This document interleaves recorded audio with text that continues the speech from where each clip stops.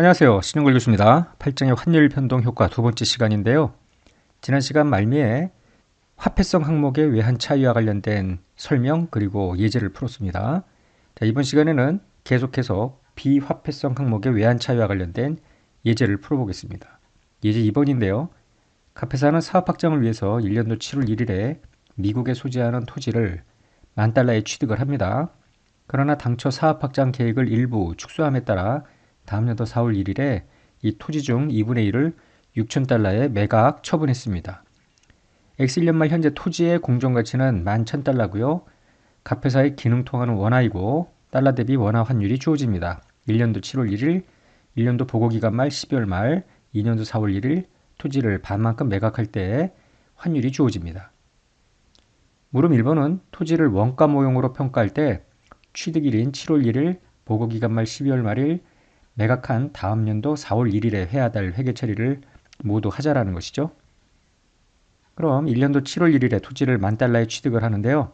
취득일의 환율은 1,030원입니다. 따라서 토지, 현금 1,030만 원 이렇게 분계를 하면 되겠고요. 12월 말이 가는데 12월 말에는 이 토지가 비화폐성 항목이고 역사적 원가로 측정하기 때문에 환율 변동 손익을 인식하지 않습니다. 그리고 다음 연도 4월 1일에 갖고 있던 토지 2분의 1을 $6,000에 매각한다고 그랬죠. 따라서 들어오는 현금은 $6,000에 매각일 환율 1,010원을 곱해서 6060. 그런데 토지는 이 중에 반이 빠지죠. 1,030만 원에 2분의 1, 5150. 따라서 대체 일치 금액 유형자산 처분이 91만 원이 대변으로 인식이 됩니다. 물음 2번을 볼까요? 물음 1과 관계없이 갑회사가 토지를 재평가 모형으로 평가할 때 1년도 7월 1일, 12월 말일, 다음 년도 4월 1일 회계 처리를 하라는 것이죠. 그러면 1년도 7월 1일 토지는 1,030만 원, 여기는 앞에 원가 모형과 같고요. 자, 1년도 12월 말일입니다. 재평가 모형 적용을 하는 토지이기 때문에 공정가치로 인식을 해야 되는데요. 공정가치는 $11,000로 $1,000만큼 평가정이 이루어집니다. 그때 환율이 1,000원이고요. 1,100만 원입니다. 최초 인식 금액이 1,030만 원이기 때문에 70만 원만큼 증액하면서 재평가 잉여금입니다. 다음 연도 4월 1일에 토지의 2분의 1을 $6,000에 매각을 하죠. 수취하는 현금은 6060 앞에 해답 1번과 동일하고요. 토지는 1,100만 분의 2분의 1이니까 550만 원입니다. 대차 일치 금액이 처분이익 56만이 되겠습니다. 예제 3번을 봅니다. 갑회사 보고기간 말은 12월 말일인데 1년도 10월 1일에 을 회사의 지분 상품을 $100에 취득을 해요. 갑회사는 을회사 지분 상품 전부를 다음 연도 4월 1일에 $108에 처분을 합니다. 관련 환율은 10월 1일에 1,100원, 12월 말에 1,150원, 다음 연도 4월 1일 1,130원입니다. 물음 1번은 갑회사가 을회사 지분 상품을 페어밸류 PL 금융자산으로 분류한 경우와 페어밸류 OCI 선택 금융자산으로 분류한 경우로 구분해서 날짜별로 회계 처리를 하라는 것입니다. 단 1년도 12월 말 지분 상품의 공정가치는 $110입니다. 해답을 볼까요? 먼저 페어밸류 PL 금융자산으로 분류한 경우입니다. 취득일인 1년도 10월 1일에 $100에 취득을 하는데 거래일의 환율이 1,100원이니까 최초 인식금액 11만 원입니다. 12월 말일이 됩니다. 평가를 해야 되겠죠? 페어밸류 PL 금융자산은 비화폐성 항목이지만 공정가치 측정 대상이기 때문에 보고기간 말에 외환산을 합니다. 보고기간 말 공정가치는 $110입니다. 그날 환율은 1,150입니다. 126,500이 기말 보고금액이 되겠죠. 그런데 11만 원으로 최초 인식을 했기 때문에 16,500만큼 평가증을 하죠. 금융자산 평가이익 PL인데요. 이 금액 속에는 환율 변동 손익도 포함이 되어 있는데 이를 구분할 수 없기 때문에 평가손익에 몰아서 인식을 한다. 이렇게 이해하면 되겠습니다. 다음 연도 4월 1일에 $108에 페어밸류 PL 금융자산을 모두 매각을 하죠. 따라서 차변에 있던 금융자산 다 죽이고요. 대변으로는 현금 $108에 거래일 환율 1,130원, 12만 2,040원이 증가가 되고요. 대차 일치금액이 차변입니다. 금융자산 처분 손실입니다. 만약에 OCI로 선택하는 금융자산으로 분류했으면 어떻게 되는가? 취득할 때는 똑같고요. 자, 12월 말에 공정가치 평가를 합니다. 16,500 올리는데 이번엔 PL이 아니라 OCI입니다. 한편 4월 1일 날 중급회계 때 배웠습니다만 OCI 선택 금융자산을 매각을 할 때 처분 손익을 인식하면 안 되죠. 그래서 먼저 처분하기 전에 그 날, 즉 매각하는 날 공정가치 평가를 먼저 해야 되겠습니다. 그래서 OCI 선택 금융자산 처분 직전에 금액이 처분 금액 108달러가 공정가치로 가정을 하고요.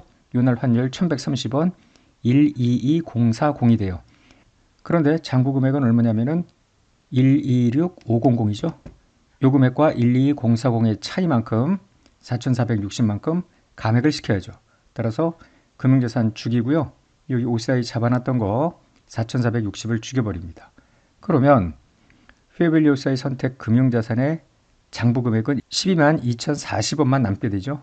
그거 빠지면서 현금 들어오고 처분 손익은 인식하지 않으면 되겠습니다. 물음 2번입니다. 물음 1과 관계없이 의뢰사 지분 상품의 공정가치를 결정하기 위해서 이용할 수 있는 더 최근의 정보가 불충분한 제한적 상황이 발생을 해서 원가를 보고기간 말 공정가치에 적절한 추정치로 결정을 했습니다. 날짜별로 회계 처리를 하는데요. 페어밸류 PL 금융자산으로 분류했을 때 100달러에 1100원이니까 11만원. 여기까지는 앞서 분계랑 다르진 않습니다. 자, 1년도 12월 말에 대해서 원가 모형을 적용하는 비화폐성 항목이기 때문에 환율 변동 손익을 인식하지 않습니다. 다음년도 4월 1일에 페어밸류 PL 금융자산 모두를 매각을 하죠. 11만원 다 죽이고요. 들어온 돈은 108달러에 그날 거래일의 환율 1130원을 곱해서 12040 처분이익을 대차 일치 금액으로 인식하면 되겠습니다. 한편 OCI 선택 금융자산으로 분류했을 때 취득은 똑같고요. 역시 12월 말에 비화폐성 항목에 대해서 원가 모형을 적용하기 때문에 외환산은 하지 않습니다. 4월 1일에 처분을 하는데 처분하기 전에 먼저 평가분계부터 해야 되겠죠. 처분하는 날 공정가치는 122040, 즉 처분 금액하고 같을 테니까 122040으로 11만원을 증액을 시킵니다. 따라서 120,045만큼 올리고요. 평가이익 OCI입니다. 그리고 나서 이걸 매각하기 때문에 처분 손익을 인식하지 않겠습니다. 684쪽인데요. 외화로 먼저 선급을 했거나 선수를 했습니다. 외화 선급권, 외화 선수금의 회계 처리인데요. 외화로 일단 선급금을 지급한 후에 자산을 취득할 때 적용할 환율은 어떻게 되느냐라는 거예요. 즉 4월 1일 날 선급을 합니다. 먼저. 그리고 5월 1일에 자산을 취득을 해요. 그럼 4월 1일 환율, 5월 1일 환율이 다를 경우 취득하는 자산의 최초 인식금액은 외화금액에 어느 날 환율을 곱한 금액이 될 건가? 라는 거예요. 즉 당초 선급금을 지급한 날 4월 1일로 할 건지 아니면 당해 자산을 취득한 날 5월 1일로 할 것인지를 결정을 해야 되겠죠. 이와 같은 문제는 외화로 선수금을 수령하고 자산을 판매하거나 용역을 제공하는 경우에도 발생을 합니다. 즉 선수금 수령일의 환율로 자산 판매나 용역 제공을 회계 처리할 건지 아니면 자산을 판매하거나 용역을 제공한 그 날의 환율을 적용할 것인지를 결정해야 되는데요. 기존 해석서 2122호에는 당초에 인식한 선급금 선수금, 즉 4월 1일 날 만약에 선급 선수했으면 그날의 환율로 선급금 선수금이 원화로 장부 기록이 됐을 거 아니에요. 그 금액을 그대로 대체하라는 거예요. 자산이나 수익으로 대체하라. 따라서 이 경우 외환 차이가 인식될 수 없겠습니다. 관련 예를 볼까요? 3번인데요. 경우 1은 1년도 4월 1일에 기계장치를 취득하는 계약을 체결을 하고 100달러를 선급을 해요. 갑회사는 5월 1일에 기계장치를 인수하고 사용하기 시작합니다. 1년도 4월 1일, 5월 1일의 환율은 1100원, 1150원입니다. 그럼 경우 1을 보자고요. 4월 1일에 현금 나가죠? 100달러? 그날 환율이 1100원이니까 현금, 선급금 이렇게 분계를 합니다. 한 달 뒤인 5월 1일에 기계장치를 취득을 하는데 이 선급금을 그대로 대체하면서 기계장치로 집어넣으라는 거예요. 만약에 기계장치를 취득하는 날 현물 환율로 기계장치를 인식을 해버리면 1150에 기계장치가 들어가는데요. 선급금 빠지면서 대변에 차이가 생기잖아요. 이 일을 무엇으로 회계 처리하느냐라는 것이죠. 결국 5천을 자산을 취득할 때 어떤 이익 계정을 설정을 할 거냐라고 하면은 자산의 취득 과정에서 이익을 인식하는 문제가 생겨버려요. 따라서 이렇게 회계 처리하는 게 아니라 선급금을 그대로 기계장치로 대체해라. 이렇게 이해를 하면 되겠죠. 경우 1을 보겠습니다. 의뢰사는 1년도 4월 1일에 고객으로부터 100달러를 수취를 하고 한 달 뒤에 용역을 제공하기로 합니다. 4월 1일, 5월 1일 환율 1100원, 1150원입니다. 그러면 선수금 수취할 때 11만원, 11만원 이렇게 1,100원으로 환율을 곱하여 인식을 하고요. 5월 1일에 이 선수금을 매출로 대체하면 되는 것이지 이날 환율로 수익을 인식하는 건 아니라는 것입니다. 교재 685쪽부터는 외환 차이에 대한 추가 논의로 외화표시 사채 회계 처리 그리고 외화표시 페어밸류 OCI 채무 상품의 회계 처리를 설명합니다. 먼저 외화표시 사채를 발행을 했어요. 이 경우 외화표시 사채는 화폐성 항목이기 때문에 보고기간 말에 환율 변동 손익을 인식해야 된다는 것을 직감할 수 있겠는데요. 그 이전에 유효제일법에 따라서 이자 비용을 인식을 할 때에도 외환 차이가 발생할 수 있겠습니다. 자, 일반적인 이자 비용 인식 풍경을 보자고요. 차변의 이자 비용 유효제일법으로 이자 비용 인식하면서 현금 내지 미지급 비용 나가고 할인 발행 차금, 할인 발행한 사채라고 가정을 해요. 그럼 이와 같은 분계를 할 텐데, 자 보세요. 이자 비용, 요 전부 달러 금액, 여기도 달러 금액, 여기도 달러 금액으로 이자 비용 인식 분계가 가능할 거예요. 이럴 때 이자 비용은 여기다가 평균 환율을 곱합니다. 왜냐하면은 이자라는 것이 계속 기간 중에 평균적으로 발생했다고 가정을 하기 때문에 특정 시점의 환율로 환산하는 것은 아닙니다. 반면에 현금은 현금 요 달러 금액에 지급하는 날 혹은 보고기간 말, 미지급 비용이라면 보고기간 말 현금을 지급했으면 지급하는 날, 그날 환율을 곱하는 것이죠. 따라서 여기는 평균, 여기는 지급일 또는 보고기간 말입니다. 할인 발행 차금은 이게 첫 해라면은 거래일에 최초 인식한 사채와 사채 할인 발행 차금 그 환율이 들어갈 테고요. 이게 기간이 지나면은 보고기간 말 환율로 환산을 했을 테니까 전년도 보고기간 말 환율이 될 거란 말이죠. 그럼 전부 적용 환율이 다르니까 대체가 안 맞을 거란 말이에요. 이때 만약에 차변의 차이가 생긴다. 뭐 대변의 차이가 생길 수도 있겠고요. 외환 차이가 발생할 수 있겠습니다. 한편 화폐성 항목이기 때문에 보고기간 말에 당연히 외환 차이를 인식해야 되죠. 보고기간 말 사채와 미상각 사채 할인 발행 차금 그 장부금액에 보고기간 말 환율이 정기말 환율보다 크다고 가정을 하자고요. 그럼 사채도 올라가고요. 할인 발행 차금도 올라가겠지. 그래서 환율 변동 손실이 차변에 인식이 되겠습니다. 물론 보고기간 말 환율이 정기말 환율보다 떨어지면 반대의 분계가 되겠죠. 이쪽이 사채, 할인 발행 차금, 외환 차이가 대변에 생길 수 있겠습니다. 지금 이야기한 내용을 예제 4를 통해서 확인하겠습니다. A회사는 1년도 1월 1일에 다음과 같은 조건의 외화표시 사채를 발행을 해요. $10,000고 이자 지급은 연 6% 매년 말입니다. 상한은 3년도 12월 말 일시상한이고요. 유효자율은 발행할 때 10%입니다. 그리고 환율 자료가 주어집니다. 발행일의 환율, 그 해 평균, 그리고 그 해 말, 다음 연도 평균, 다음 연도 말, 그 다음에 3년도 평균, 3년도 말 이렇게 모든 환율이 주어지는데요. 자, 이런 문제를 풀 때는 어떻게 하느냐면은 모두 달러 베이스로 발행가액을 계산하고 다음과 같이 사채 장부금액 조정표를 만들어 놓습니다. 사채 발행가액은 9,005달러가 되고요. 액면 금액이 $10,000이기 때문에 995에 할인 발행 차금이 생깁니다. 유효이자, 표시이자 차이만큼 할인 발행 차금 상각이 되고요. 사채 장부금액 조정이 이루어집니다. 뭐 새삼스럽게 이 표를 더 이상 설명하지는 않겠고요. 바로 분계로 가겠습니다. X1년 초에 사채를 발행을 합니다. $10,000짜리를 9,005달러에 발행을 합니다. 그럼 각각 발행일의 환율이 1,100원이니까 9905,500 여기 1,100만 원 되고요. 할인 발행 차금이 들어가는데 할인 발행 차금도 1,100을 곱한 거나 동일하죠. 따라서 사채와 할인 발행 차금은 일단 1,100으로 환산이 되어 원화 기록이 됐다고 보면 되겠고요. 1년도 말입니다. 자, 이자 비용은 얼마인 거 하니 앞에서 이미 901달러, 표시이자 600달러, 301달러만큼 할인 발행 차금입니다. 그러면 이자 비용 901달러에 평균 환율을 곱하죠. 여기다가는 1140.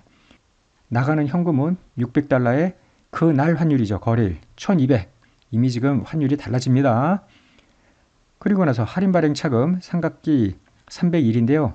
이 301은 이미 1년도 1월 1일 날 할인 발행 차금 인식하면서 1100이었잖아요. 그걸로 빠져야지. 그래서 331100. 그럼 대체가 안 맞아요. 환율 변동 손실이 차변에 생깁니다. 이러고 나면 다시 앞으로 가봅니다. 사채는 9,306달러인데요. 사채 액면 $10,000의 미상각 할인 발행 차금이 694달러인데요. 이게 1,100원으로 현재 장부 기록이 되어 있는데 화폐성 항목이니 보고기간말 환율 1,200으로 환산이 되어야 되겠죠. 따라서 사채는 100원만큼 증액시키고요. 할인 발행 차금도 100원만큼 증액을 시킵니다. 따라서 외환 차이가 또 발생하죠. 그러니까 두 군데서 발생한다고 보면 돼요. 이자 비용에서도 발생하고 보고기간 말에 화폐성 부채에 대해서도 발생이 된다. 다음 연도로 갑니다. 똑같은 류의 분계를 하는 거예요. 이자 비용 2년도 말 환산입니다. 앞에 자료를 보면은 931이 이자 비용이고요. 요 나가는 돈은 600달러인데 X2년도 평균 환율 1170원을 곱하여 이자 비용이 나가고요. 현금은 X2년 말일자 환율을 곱합니다. 할인 발행 차금은 요거 1년도 말 환산한 금액 중 일부가 상각이 되는 거 아니에요. 즉 전기말 환율을 곱합니다. 환율이 죄다 다르죠. 따라서 대차가 일치할 리가 없을 거예요. 이번에는 대변의 외환차입니다. 자, 그러고 나면은 남은 사채가 있을 거 아니에요. 그 금액이 9,637입니다. 9,637, 즉 액면 금액이 10,000달러고요. 미상각 사채 할인 발행 차금이 63인데 정기말 환율이 1,200 아니에요. 단기말 환율이 1,150원입니다. 따라서 각각 환율 변동 차익이 생길 겁니다. 부채인데 내려가니까. 따라서 사채는 50만 원만큼 줄고요. 할인 발행 차금도 18,150만큼 줄고, 그래서 외환 차이가 환율 변동 이익으로 대변에 생깁니다. 3년도에도 똑같은 방식입니다. 하나도 다르지 않습니다. 963달러의 이자 비용에 평균 환율 곱하고요. 현금 나가는 거 600달러에 나가는 날, 즉 1년도 말일자 환율 1,230원. 할인 발행 차금은 전년도 2년도 말일자 환율 1,150으로 환산이 됩니다. 외환 차이 차변이 생기고요. 마지막 분계입니다. 사채 원금 상환이 될 거 아니에요. 따라서 10,000달러에 전기말에 1,150원 넘어온 게 빠지고요. 현금 나갈 때 현금 지급일 3년도 말 1,230입니다. 따라서 외환 차이 손실이 80만 원 차변으로 잡히게 되죠. 교재 688페이지의 외화 표시 Fair Value OCI 채무상품의 회계 처리인데요. 이것도 화폐성 항목이기 때문에 연도 말에 외환산을 해야 되겠죠. 그래서 유효자율법을 적용해서 Fair Value OCI 금융자산의 상각원가, 즉 장부 금액을 계산을 일단을 해야 되는데요. 기말 환율을 적용한 금액과 당초 인식한 장부 금액의 차이가 외환 차이고요. 당연히 당기손익으로 인식을 해야 되겠죠. 한편 그 밖에 Fair Value OCI 금융자산의 장부금의 변동, 즉 공정가치 평가 때문에 변동한 부분은 별도로 환율 변동 손익을 구분해낼 수 없기 때문에 공정가치 평가 손익에 포함해서 인식하면 되겠습니다. 지금 설명한 내용을 예제 5를 통해서 확인합니다. 갑회사는 1년도 초에 외화 표시 채무상품 액면 금액 10,000달러, 매년 12월 말에 액면 금액의 4% 이자를 수령하는 이 채무상품을 9,200달러에 할인 취득을 합니다. 그리고 페어밸류 OCI 금융자산으로 회계 처리를 해요. 동채무 상품의 유효자율은 연 6%이고요. 1년도 12월 말 현재 공정가치는 9,400달러입니다. 환율이 주어지는데요. 취득일의 환율 1월 1일 1,000원, 12월 말 1,200원, 평균은 1,080원 이렇게 주어집니다. 자, 1년도 12월 말 회계 처리를 모두 해보자라는 거예요. 그러면 1년도 초 최초 인식 금액은 9,200에 취득을 하고 그날 환율이 1,000원이니까 원화 920만 원입니다. 12월 말로 갑니다. 공정가치 평가 전 장부 금액인데요. 유효자율법에 따라서 장부 금액을 조정해야 되잖아요. 9,200달러에 6%하고 표시이자 10,000달러의 4% 차이만큼 증액이 되기 때문에 9,352입니다. 9352. 그런데 기말 환율은 1,200원이잖아요. 1,122만 2,400원이 되는 겁니다. 한편 12월 말에 공정가치를 평가한 후의 장부 금액은 얼마인가? 페어밸류는 9,400달러라고 했고요. 여기에 기말 환율을 곱하면은 1,128만 원이 돼요. 이 2와 3이 공정가치 평가 손익이 될 테고요. 1과 2가 유효이자율법을 적용한 장부 금액에 조정이 됩니다. 각각 1과 2의 금액 202400, 2와 3의 금액 57600입니다. 그럼 12월 말에 분계를 두 가지를 해야죠. 이자 수익 인식 분계, 공정가치 평가 손익 분계인데요. 자, 이자 수익 10,000달러에 4%만큼 이자를 받죠. 받는 날 환율은 1200입니다. 그래서 48만 원. 이때 이자 수익은 얼마인 거 아니? 9200달러의 6% 아니에요. 거기에 평균 환율 1080, 5996, 160입니다. 그러면서 표시이자, 유효이자 차이에 해당되는 금액만큼 장부 금액을 조정을 해야 되겠는데요. 이 1과 2의 차이 200, 22,400만큼 장부 금액을 증액시키면서 대차 일치 금액이 외환 차이가 되겠습니다. 결국은 이 외환 차이 금액은요, 표시이자와 유효이자 차이만큼 장부 금액을 조정하면서 그 기말 장부 금액이 보고기간 말 환율로 환산이 되잖아요. 그 환율 변동 손익까지 여기에 모두 다 포함이 된다고 보면 되겠습니다. 두 번째는 기말 공정가치로 측정한 페어밸류에서의 채무상품이 11280인데 이 첫 번째 분괴까지 하고 나면은 11222,400이니까 2, 3의 차이만큼 금융자산 57,600 늘리면서 평가이익을 인식을 하는데요. 이 57,600은 2와 3의 차이인데요. 2와 3은 모두 1,200원으로 환산이 된 금액이죠. 따라서 2와 3의 차이에 대한 외환 차이는 이 금액에 포함되어 있지는 않습니다.